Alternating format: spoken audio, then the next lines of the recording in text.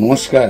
আমার বাড়িতে আগামী শনিবার, আগেও আমি এই ব্যাপারটা জানিয়েছি সবাইকে, প্রতি বছরের মতন এবছরও যে আমার বাড়িতে অন্নপূর্ণা পুজো হবে আগামী 5 তারিখ এপ্রিল মাসে শনিবার। সকালে পুজো, স্নান, পুজো, ভোগ আরতি সব হবে এবং সেখানেও ভোগ বিতরণের বন্দোবস্ত আছে।